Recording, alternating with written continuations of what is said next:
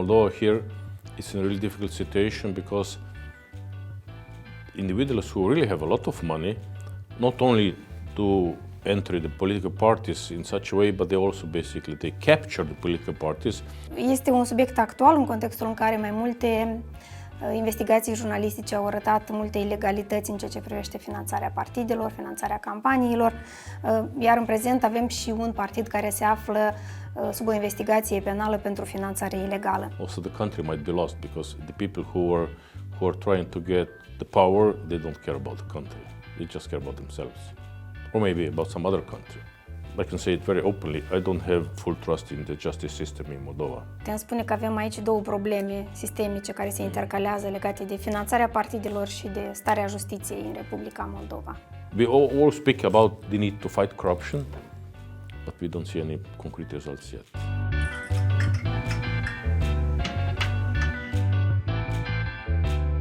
Bună ziua și bine v-am regăsit la Podcast ZdCe. Corupția mare pornește de la corupție politică, iar finanțarea partidelor și a campaniilor electorale au fost mereu umbrite de ilegalități și acte de corupție în Republica Moldova. Banii care câștigă alegerile este titlul unui nou raport al Comitetului Consultativ independent Anticorupție, o structură de analiză formată din experți naționali și internaționali care examinează problemele sistemice de corupție mare din Republica Moldova. Invitatul meu este domnul Drago Kos, expert din Slovenia în cadrul Comitetului și care în țara sa a fost primul președinte al unei comisii pentru prevenirea corupției. Bună ziua, bine ați venit la Ziarul de Gardă și la Podcast ZdCe. Good afternoon. It's nice to be here with you.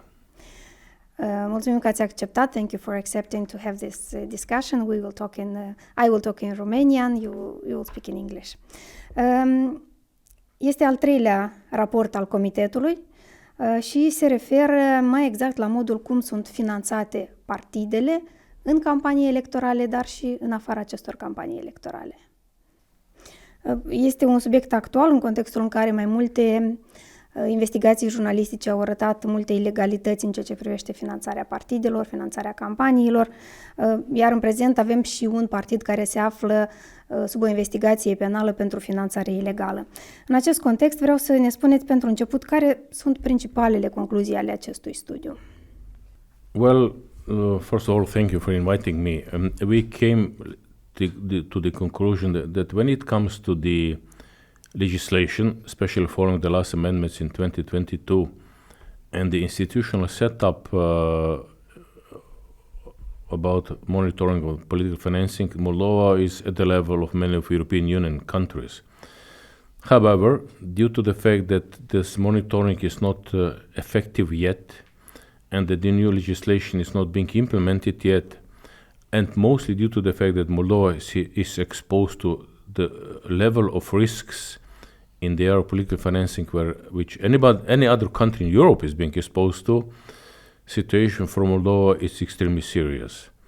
Namely, contrary to what we see in other countries, that influential individuals are buying some decisions of the governments, of the parliament, what happens in Moldova is that those influential, rich individuals are simply either buying the existing political parties or establishing the new political parties. So basically they are using the democratic system, pluralistic system, to pursue their private goals, which are not sometimes even not their private goals, but their goals of other organizations or even of some other countries. And this is exposing Moldova to a huge risk in this area. Ce trebuie să facă autoritățile pentru a se proteja de asemenea situații? Well, in our report we have 52 recommendations how to improve the situation, and I have to say that due to the gravity of the situation, we have a group of recommendations which deal with technical issues on how to improve the political financing system even further. But we also have a second group of recommendations which basically deal with other issues which are also important for this area, and basically they're also very, let's say, important for the, I can even say, for the existence of the normal political financing and normal democratic system in the country. What is the most important thing is that the provisions which have been brought in the legislation in 2022 are implemented. what we see, and this is not only, I'm not only referring to the situation in the political financing, but also in general terms in referring to corruption in Moldova, is we see so many stories about what is going on, but we don't see the conclusions of this story in the form of finalized sentences at the courts. So as long as this will not happen, the people will have doubts about the efforts of the current administration in the fight against corruption. The people will still have serious lack of trust into the, let's say, political representatives, and even in the elections. We have, let's say, in the report we found out that 63.1% of population still think that elections in Moldova are not free and fair. And this is based on many reasons, which I just mentioned. Menționam la început despre acest partid care se află sub o investigație penală, partidul Șor, care a și fost dizolvat printr-o hotărâre a Curții Constituționale. Este o premieră pentru Republica Moldova, această situație. Ce ar trebui să facă justiția în continuare pentru ca să prevină aceste asemenea situații în care partidele, iată, sunt bănuite, nu avem deocamdată o decizie finală, sunt bănuite de finanțare ilegală și chiar de finanțare din afara țării, din partea unei alte țări? As far as I know, let's say the institutions in Moldova did quite a lot when it comes to the Shore Party. They withhold the public funding. They have eliminated some of the candidates of the party from participating in the voting. And now finally there's the decision of the court to deregister the party, which are all very serious measures. What is still missing is the individual responsibility of persons who are responsible for the breaches, which led to this, I would call it, unfortunate decision of the Constitutional Court, because any decision to deregister a political party is unfortunate, which means that something is wrong in the democratic system of the country, not because of the system, because of the party. So I would expect that investigations would be over soon, and that those responsible individuals will be brought to justice, and that the justice will do its part. And I'm afraid that this will be the most difficult part here, because I can say it very openly, I don't have full trust in the justice system in Moldova, and so as citizens of Moldova. Deci putem spune că avem aici două probleme sistemice care se intercalează legate de finanțarea partidelor și de starea justiției în Republica Moldova.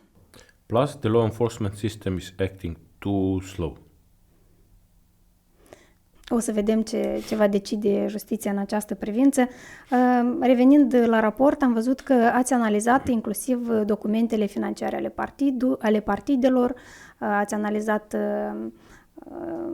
ce au depus partidele la Comisia Electorală în ultima perioadă. Noi, ca jurnaliști, când încercăm să analizăm aceste rapoarte, ni se par foarte rigide și foarte greu de înțeles. Credeți că e nevoie de o mai multă deschidere, de o bază de date mai accesibilă în această privință? Well, let's say structurally, now the reports have to have the all important data, but the problem is that there's no requirement that the reports have to be given in the way which would enable easy understanding by the experts, journalists, and open public. So we also gave a recommendation concerning this one. So reports could be made first electronic, second much more user-friendly, and third, which would be a bit more complicated, is the proper balance between the need for transparency and data protection will need to be found. You know, since the famous or infamous General Data Protection Directive of the EU came into force, countries or governments are extremely sensitive and careful when it comes to publishing personal data. Objectively, the requirements to protect privacy, and don't take me wrong, I'm a supporter of privacy protection, but objectively, requirements to protect privacy are going against the need for transparency. So the proper balance has to be found here. It's not easy. Many other countries have much more serious problems even than Moldova. But when it comes to the reports of political parties or, let's say, election campaigns, this is particularly important because, you know, the need for transparency here is really strong need which should fight many requirements for data protection. Spre exemplu, până nu de mult am putut să vedem în ce funcții sunt angajați cei care donează unor partide. Acum aceste date nu sunt publice și este important să vedem, de exemplu, ce lucrează o persoană care a donat 10.000 de lei sau 20.000 de lei unui partid. Yeah, this is what I'm talking about. This is a direct consequence of data protection. And I don't know why it is so difficult to understand that if somebody is paying for a political party, this is not just somebody spending the money on something. This is somebody who is supporting a political party which might get elected and form even the government. So it means the political subject which will decide what will happen with the country in the future. And we have to know who, especially those who are working in the public sector, are supporting which political parties, because this might influence their work in the future one way or another. Când vine vorba de finanțare, avem cumva două părți. Veniturile partidelor și cheltuielile, modul cum sunt cheltuiți acești bani. Atunci când vorbim despre venituri, ne uităm la donatori, cine sunt donatorii și cât de transparenți sunt aceștia, iar când discutăm despre cheltuieli, trebuie să fim atenți ca aceste cheltuieli să nu depășească un anumit volum legal de bani pe care au voie partidele să cheltuiască în campanie electorală. Ce a observat raportul dumneavoastră în această privință? When it comes to revenues, let's say after 2015, when the public funding was introduced to political parties, we see that the level of public funding is increasing and the level of private funding is decreasing. So when it comes to public funding, there basically the situation is clear. We just say that maybe it should not be only the election result which should be influencing the level of funding, but maybe some other criteria could be introduced too. When it comes to private funding, which, let's say, according to last research, 77% of the money used by the parties is public funding and 23% of the private funding. But let me warn, these are official data, because it's undoubtedly that, let's say, the political parties are hiding their expenses. Just yesterday or last week I read a report from Moldova saying that in the last year 17 political parties did not report fully their expenses. So what's the reason of hiding the expenses if not hiding the incomes?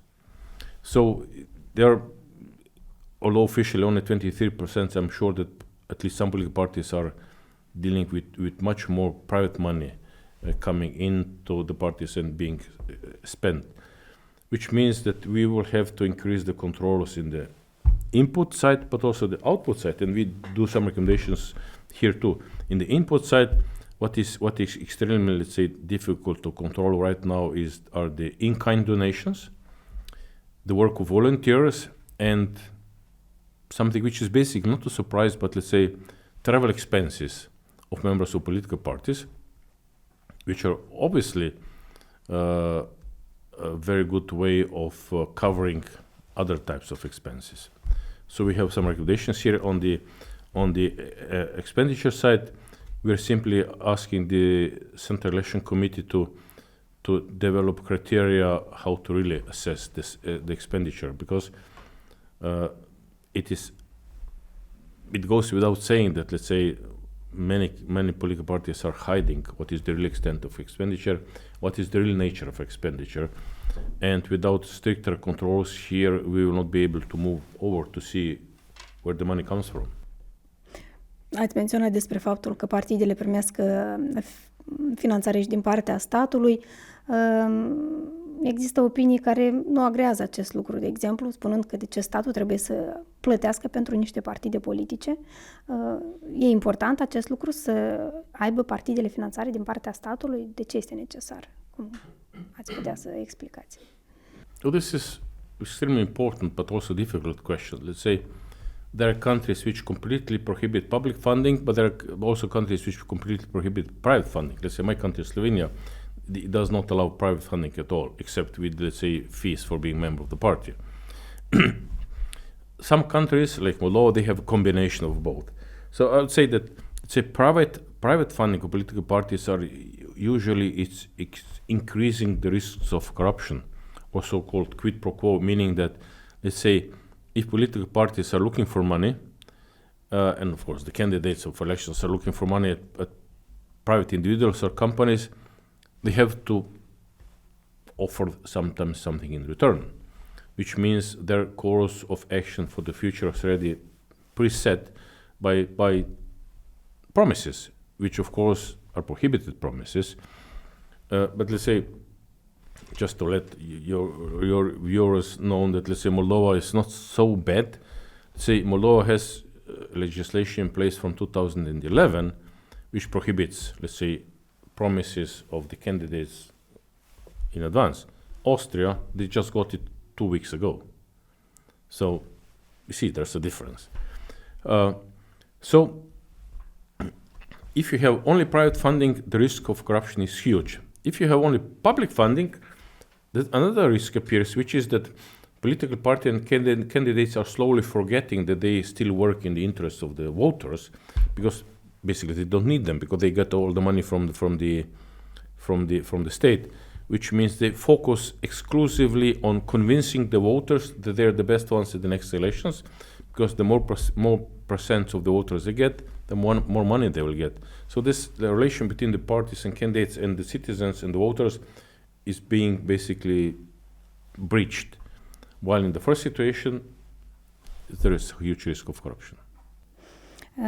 Este menționat în raportul Comitetului despre modul în care afacerile, mediul de afaceri, de business influențează partidele, precum și faptul că persoanele care sunt candidați din partea unui partid sunt de asemenea și donatorii acestui partid, ceea ce cumva nu ar fi tocmai corect sau tocmai democratic, sau poate să ne explicați dumneavoastră această situație, aceste concluzii legate de business și de candidații care plătesc ei înșiși pentru campaniile lor electorale.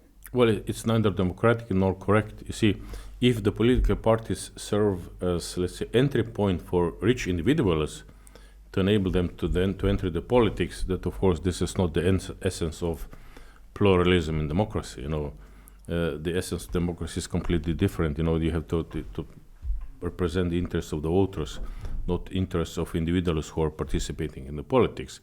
But as I said before, Moldova here is in a really difficult situation, because individuals who really have a lot of money not only do enter the political parties in such a way, but they also basically they capture the political parties, and the whole political parties start to work in their function. I would not like to say that for Moldova because I don't have the evidence, but I know cases from other countries where political parties are acting basically as organized crime groups. And the ministers and the prime minister of those countries basically are the leaders of the organized crime groups.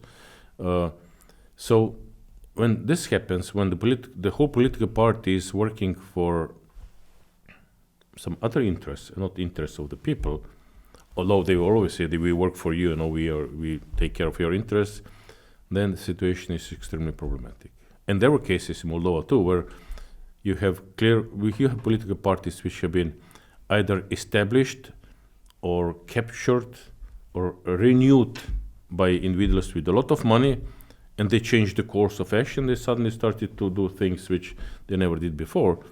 And the only purpose of such political parties is to enable their founders or important members to avoid the responsibility for what they did in the past, or to achieve some other goals which have nothing to do with the interests or, let's say, the needs of the population.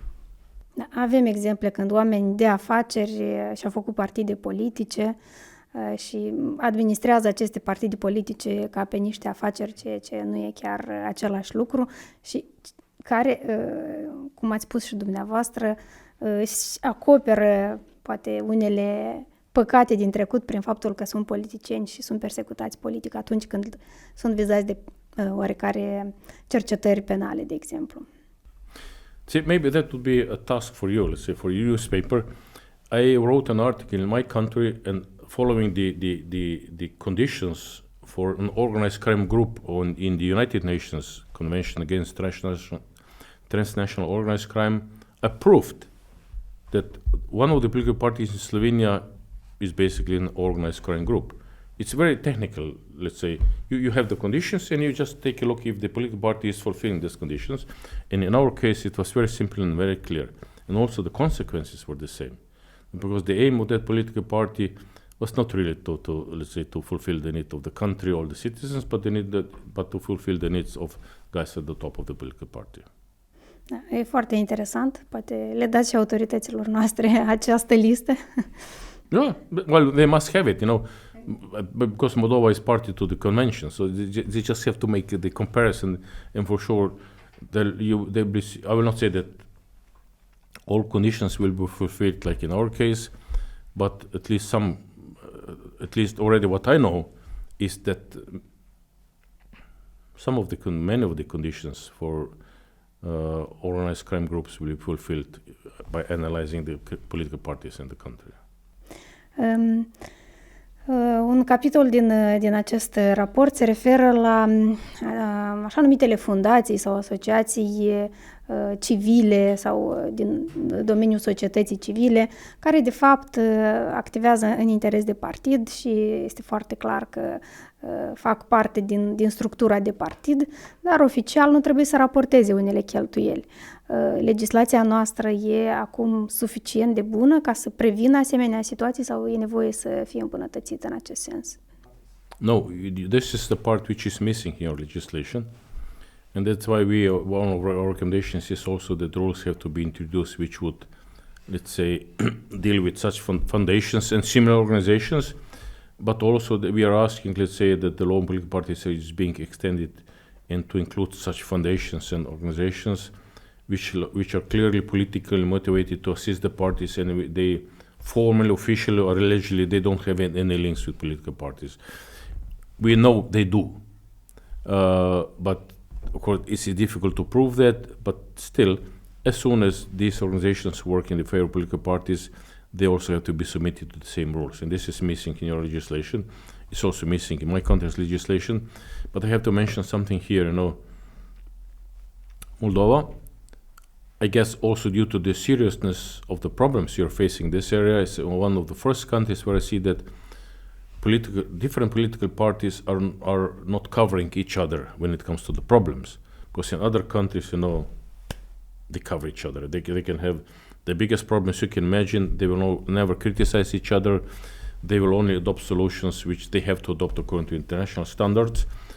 But nobody would be really interested to investigate anything. And they simply live together quietly. They attack each other on many different fronts, but not when it comes to political financing. Deci avem ceva bun în privința asta în Republica Moldova, în ceea ce privește democrația și finanțarea partidelor, să zicem. Absolutely, but the only problem is that this is happening because the seriousness of the situation you're in. Because some of the political parties have understood that, let's say, if it goes like this for the future, not only the governments, I speak governments, not one government, the governments, also the country might be lost because the people who are trying to get the power, they don't care about the country. They just care about themselves. Or maybe about some other country. Un aspect care la fel vedem că le scapă din mâini autorităților este cel al publicității online pe care și-o fac partidele, uneori fățiș atunci când vedem că scrie că e plătit de un anumit partid, dar de foarte multe ori am văzut sponsorizate de persoane fizice, de anumite pagini. Putem rezolva această situație ca să vedem și acolo transparență atunci când vine vorba de publicitatea online pe rețelele de socializare, de exemplu? First of all, I think situation is not even so bad in Moldova. Let's say I know situation in other countries where political parties are simply either establishing the media with public money, of course, or buying the media with public money to serve their purposes. There is a very simple theory behind that, and this is the theory which has been developed by one of the parties in the United States, saying that if you have the media on your side, you're the winner. So, of course, online advertising, it is very simple for them because it's difficult to trace who really posted something, and it's difficult to trace who paid for it, especially if the administrators of this online, let's say, platforms are not in the country, and most of them, let's say, the biggest ones are not in Moldova. They're never, not even in Europe. So, but let's say the experience from other countries also shows that many of those administrators are willing to assist public institutions when something goes wrong with their platform. So, and that's why we recommended to the CEC to establish formal relations with those administrators, of course, those who are willing to do so. But you have some administrators who simply do not care about it, and they just collect the money and they don't care about what is publicizing on them. And we let us not only speak about, let's say, the campaigns in favor of political party or individuals. Much more powerful are campaigns against the political party or individual. You know, the whole armies of trolls are being organized to discredit individuals or political parties which are otherwise doing fine. So this is, I would say, this is the new area and the new era for political parties of, I can even use the term of war, because there's no mercy, because they are hiding behind the pseudonyms. They do not give up who are the real, let's say, owners of the advertisements. So the methods they're applying are without any principles and very cruel. So, and this is, as I said, this is something which has been developed by one political parties in the United States, and this is the essence of they think that they win or lose the elections by having this media in the hands or not. De televiziunile sau mass media deținute de politicieni există și problema asta există și în Republica Moldova, nu doar în alte țări. Pentru că ați menționat acest fapt, avem și noi această situație de politizare a presei. See, the ownership itself, it's not such a problem if the journalists working there are following some professional principles. But usually they're not. And even if, let's say, if people know that, let's say, this media is owned by this political party or the individual from this political party, then it's fine. The problem is when the ownership of the media is being hidden behind some straw man, and we even have cases, let's say, when public media have been captured by some political parties or some, let's say, coalitions, allegedly giving, let's say, a very objective and impartial picture of what is going on in the world, but allegedly, not allegedly, factually, they are basically breaching every individual principle of objective journalism. And of course, this has consequences because people simply do not know whom to trust anymore and whom to believe anymore. No, as soon as you start speaking about that the lie is just a form of reality, then, we are losing the real life.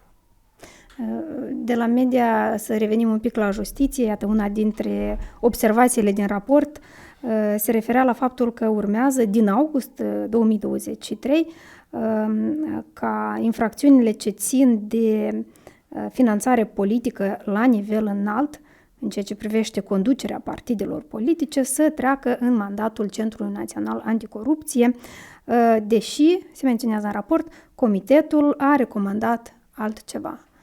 Puteți să ne oferiți detalii?